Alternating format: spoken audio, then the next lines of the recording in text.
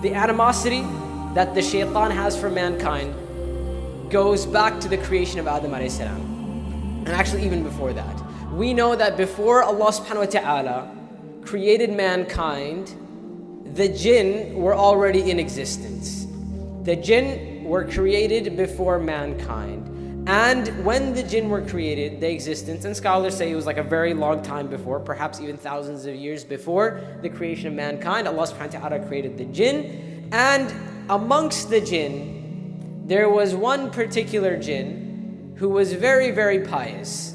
And his piety reached such a high level that Allah subhanahu wa ta'ala raised him up to come live with the angels and worship Allah subhanahu wa ta'ala with the angels. And our belief as Muslims is that the shaitan, that the devil, that Satan, that Iblis wasn't an angel. This comes from Christian theology. Our belief, as Allah subhanahu wa ta'ala says, kana min al-jinn, he was one of the jinn. Iblis was from the jinn. So Allah raised this one jinn, Iblis, the shaitan, to come live with the angels.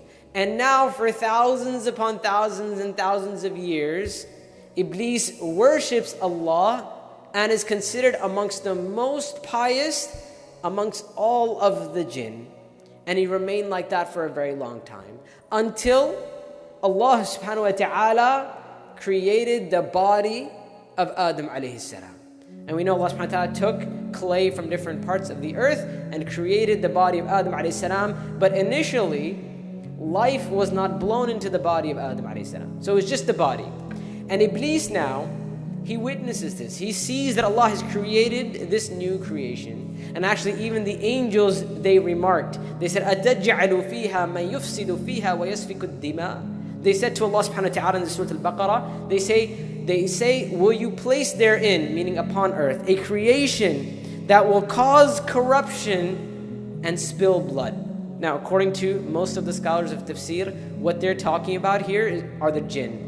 What they're saying here is that Allah subhanahu wa ta'ala created a creation similar to mankind, the jinn, meaning similar in the sense that they were given free will. And what did they do? The majority of them, they caused corruption and they spilled blood. By the way, side note, some scholars say that this ayah doesn't necessarily refer to the jinn, right? We know that there is very possible that there were creations there are creations other than the creation of mankind, right? So for example, the whole issue of dinosaurs, it's always like this controversial thing. There's no controversy in Islam. We believe Adam alayhi salam was the first amongst the creation of mankind, but does that mean there weren't any creation of Allah subhanahu wa ta'ala upon earth before that? No, it doesn't mean that. Right? And some scholars, and this is some of the modern day scholars, they hold this opinion as well, that it is possible that when the angels said that will you create or will you place a creation therein that will cause corruption and spill blood, it's not necessary that they're referring to the jinn. It's possible that they could be referring to a creation which is, and I'm about to blow your mind right now, okay? It's possible that they're a creation which was similar to mankind but was not mankind. So perhaps they looked like, they were similar in their appearance to mankind, but they weren't mankind. So for us as Muslims, it is possible that before Adam alayhi salam was created, there was a creation that was similar to mankind, even in their form, but they weren't mankind. Yes, Adam alayhi salam, without a doubt, I want to clarify this, don't misquote me on this. Yes, without a doubt, Adam alayhi salam is the first creation amongst mankind, but it is possible that there was a creation similar to mankind before that creation. Allahu ta'ala a'lam, right?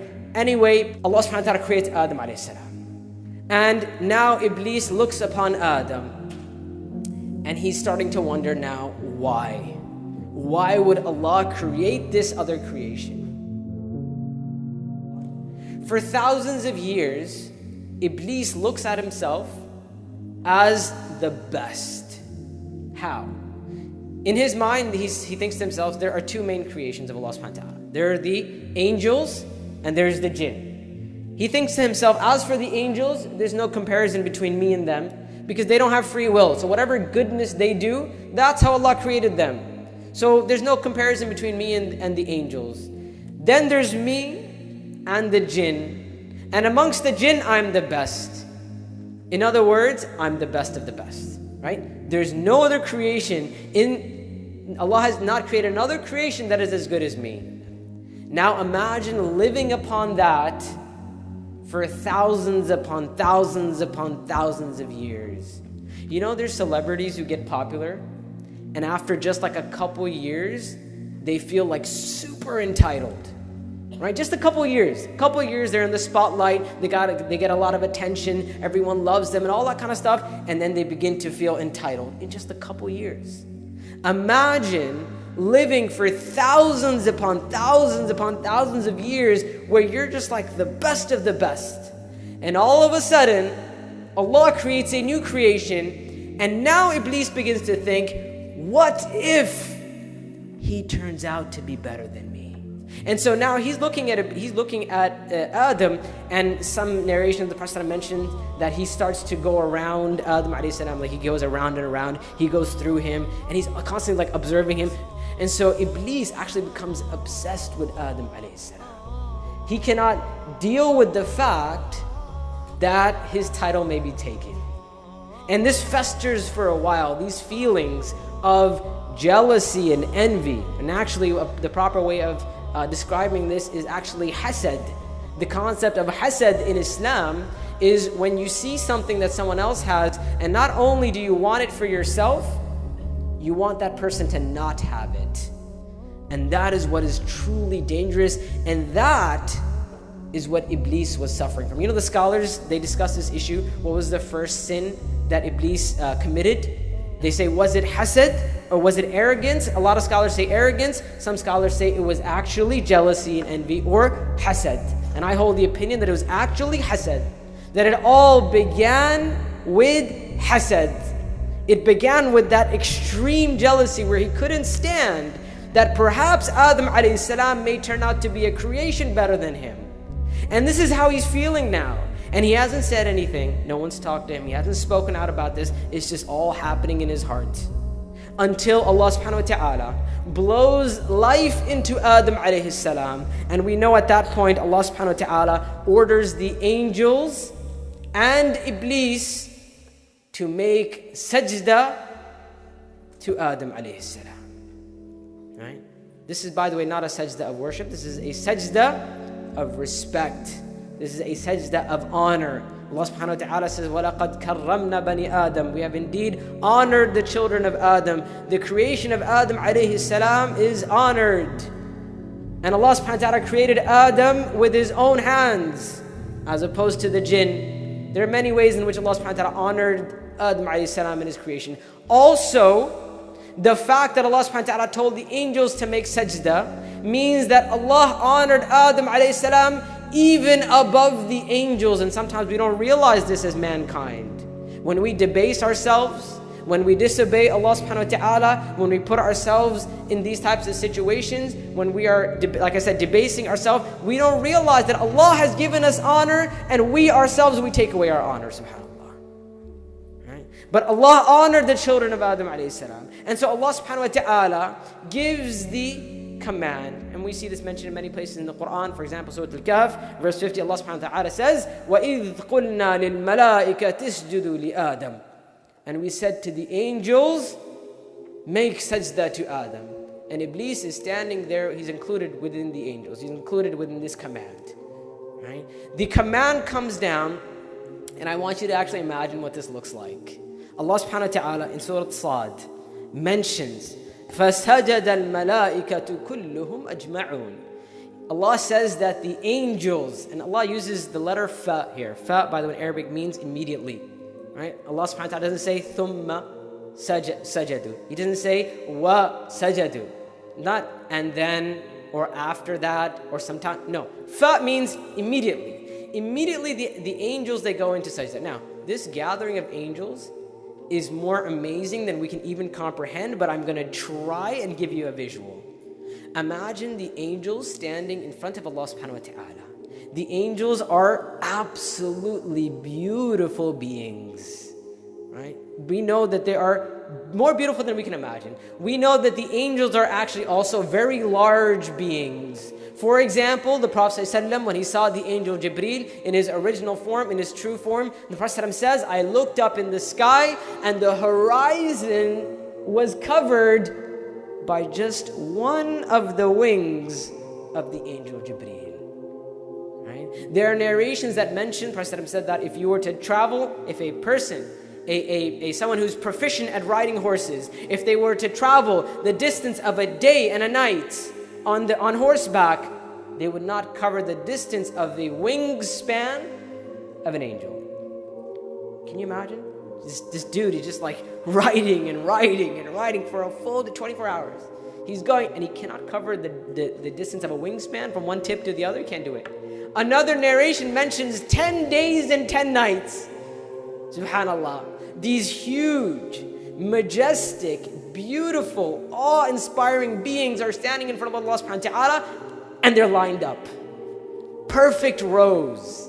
There's not a single inch, not a single millimeter that one angel is in front of the other, right? In terms of the row.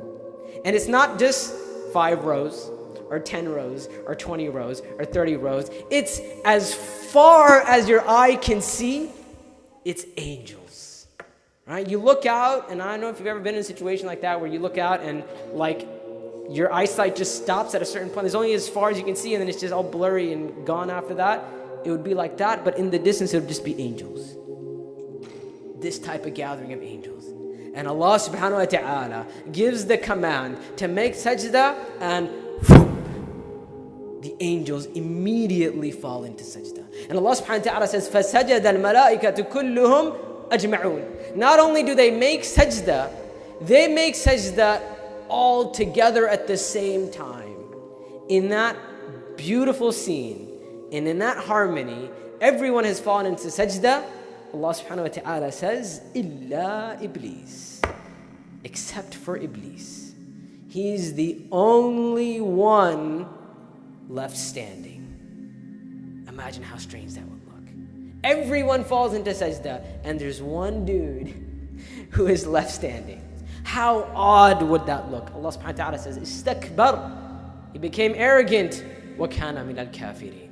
He became arrogant, and he became amongst the disbelievers at that time. And now he is asked by Allah subhanahu wa ta'ala, قَالَ مَا مَنْعَكَ أَن تَسْجُدَ لِمَا خَلَقْتُ بِيَدَيْ. Or in another verse, قَالَ مَا مَنْعَكَ أَلَّا تَسْجُدَ إِذْ أَمَرْتُكَ. What has stopped you from making sajda when I've commanded you to do so? And we hear the excuse of Iblis. قَالَ أَنَا خَيْرٌ مِّنْ. He says, I am better than him. He said, you created me from fire, and you created him from clay. So a couple things here. Number one, Iblis was the first person to use his own reasoning to reject a commandment from Allah subhanahu wa ta'ala. Number two, Iblis was actually the first racist. He was the first, the shaitan was the first racist. He was the first person to look at his creation and look at his physical attributes and say, because of the way I was created, I am better than this person. Right? He said, because I've been created from fire, I am better than Adam alayhi salam. He's been created from clay. In actuality, we as Muslims, we know that the principle is إِنَّ أَكْرَمَكُمْ عِنْدَ اللَّهِ أَتْقَاكُمْ. That the most noble amongst you are who? The Arab, the Americans, Pakistanis, the Egyptians. Who's the most noble amongst mankind? Who? Who is it? What gives you nobility? Taqwa. Inna akramakum indallahi atqakum. The most noble amongst you are those who have the most taqwa. And you know what? That is fair. Because taqwa can be attained by anyone, regardless of the color of your skin, regardless of your background, regardless of your gender, regardless of where you're from, regardless of your economic status. None of it matters, because taqwa is an even playing field. And so Allah says, don't think anything but your taqwa, your piety raises you up in status. Iblis didn't understand this. He was the first person to reject the commandment of Allah subhanahu wa ta'ala.